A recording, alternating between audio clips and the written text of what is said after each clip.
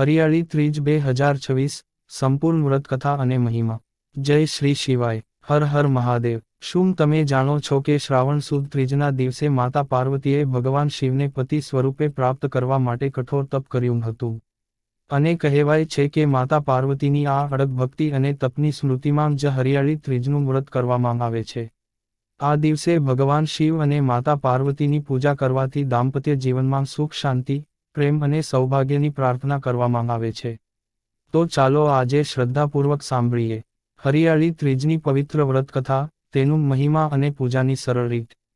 જો તમે પણ મહાદેવ અને માતા પાર્વતીના ભક્ત હો તો કોમેન્ટમાં એકવાર લખજો. હર હર મહાદેવ. હરિયાળી ત્રીજનું મહત્વ. શ્રાવણ માસ ભગવાન શિવને અતિ પ્રિય માનવામાં આવે છે. આ પવિત્ર માસમાં સોમવાર, પ્રદોષ, નાગપંચમી અને અનેક વ્રત તહેવારો આવે છે. શ્રાવણ સુદ ત્રીજના દિવસે આવતી હરિયાળી ત્રીજ ભગવાન શિવ અને માતા પાર્વતીના પવિત્ર સંબંધ સાથે જોડાયેલી છે. હરિયાળી ત્રીજના દિવસે ખાસ કરીને મહિલાઓ માતા પાર્વતીની પૂજા કરે છે અને પોતાના પતિના સુખ, લાંબા આયુષ્ય અને દાંપત્ય જીવનની સુખ શાંતિ માટે પ્રાર્થના કરે છે. પરંપરાગત રીતે લીલા વસ્ત્રો, લીલી બંગડીઓ, મહેંદી અને ઝૂલા પણ આ તહેવાર સાથે જોડાયેલા છે. હવે સાંભળો પવિત્ર વ્રતકથા. એક સમયે હિમાલય પર્વત પર રાજા હિમવાન અને માતા મેના રહેતા હતા. તેમની પુત્રી હતી માતા પાર્વતી. માતા પાર્વતી બાળપણથી જ ભગવાન શિવને પોતાના પતિ તરીકે મેળવવાની ઈચ્છા રાખતી હતી. તેમના મનમાં ભગવાન શિવ પ્રત્યે અતૂટ શ્રદ્ધા હતી. પરંતુ ભગવાન શિવને પતિ તરીકે પ્રાપ્ત કરવા માટે તેમને ખૂબ જ કઠોર તપસ્યા કરવી પડી. માતા પાર્વતીએ વર્ષો સુધી ભગવાન શિવનું ધ્યાન કર્યું. ક્યારેક તેઓ માત્ર ફળ ખાઈને રહ્યા. પછી તેમણે ફળનો પણ ત્યાગ કર્યો. અને અંતે માત્ર ભગવાન શિવના નામનું સ્મરણ કરીને તપસ્યા કરવા લાગી. તેમના મનમાં એક જ ભાવ હતો, હે મહાદેવ, મને આપના ચરણોની ભક્તિ આપો. માતા પાર્વતીની ભક્તિ જોઈને દેવતાઓ પણ આશ્ચર્યચકિત થઈ ગયા. તેમની તપસ્યા દિવસેને દિવસે વધુ કઠોર બનતી ગઈ. પરંતુ માતા પાર્વતીનું મન ભગવાન શિવમાંથી ક્યારેય હટ્યું નહીં. ભગવાન શિવ પ્રસન્ન થયા. માતા પાર્વતીની અડગ ભક્તિ અને તપસ્યાથી અંતે ભગવાન શિવ પ્રસન્ન થયા. ભગવાન શિવ માતા પાર્વતી સમક્ષ પ્રગટ થયા. મહાદેવે માતા પાર્વતીને આશીર્વાદ આપ્યો. અને તેમની ભક્તિથી પ્રસન્ન થઈને તેમને પત્ની તરીકે સ્વીકાર્યા. આ પવિત્ર મિલનને ભગવાન શિવ અને માતા પાર્વતીના દિવ્ય દાંપત્યના પ્રતીક તરીકે યાદ કરવામાં આવે છે. એટલા માટે હરિયાળી ત્રીજના દિવસે ભગવાન શિવ અને માતા પાર્વતીની ભક્તિપૂર્વક પૂજા કરવામાં આવે છે. હરિયાળી ત્રીજની પૂજા કેવી રીતે કરવી?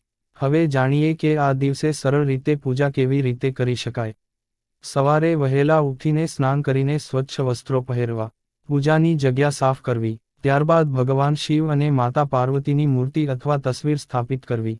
દીવો પ્રગટાવવો. ધૂપ અને અગરબત્તી કરવી. ભગવાન શિવને જળ અને ભક્તિપૂર્વક અર્પણ કરવું. બિલ્વપત્ર, ફૂલ અને ફળ અર્પણ કરવા. માતા પાર્વતીને કંકુ, ચોખા, ફૂલ, મહેંદી અને બંગડીઓ જેવી પરંપરાગત વસ્તુઓ અર્પણ કરી શકાય. ત્યારબાદ ભગવાન શિવ અને માતા પાર્વતીની આરતી કરવી. સૌથી મહત્વની વાત, પૂજામાં સામગ્રી કરતાં શ્રદ્ધા વધારે મહત્વની છે. વ્રતનો સાચો ભાવ. હરિયાળી ત્રીજ માત્ર વ્રત કે તહેવાર નથી. આ દિવસ આપણને માતા પાર્વતીની અડગ ભક્તિ શીખવે છે. માતા પાર્વતીએ મુશ્કેલીઓ સામે હાર માની નહોતી. તેમણે પોતાના મનમાં શ્રદ્ધા રાખી અને ભગવાન શિવની ભક્તિ ચાલુ રાખી. આપણે પણ જીવનમાં મુશ્કેલી આવે ત્યારે ભગવાન પર વિશ્વાસ રાખવો જોઈએ. કારણ કે સાચી ભક્તિમાં ધીરજ હોય છે. સાચી ભક્તિમાં વિશ્વાસ હોય છે. અને સાચી ભક્તિમાં સમર્પણ હોય છે.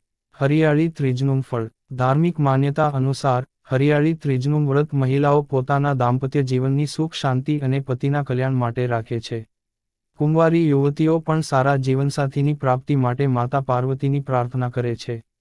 પરંતુ વ્રત કરતી વખતે પોતાની તબિયતનું ધ્યાન રાખવું ખૂબ જરૂરી છે. વ્રતનો હેતુ ભગવાન પ્રત્યે શ્રદ્ધા અને સંયમ છે, પોતાના શરીરને નુકસાન પહોંચાડવાનો નથી.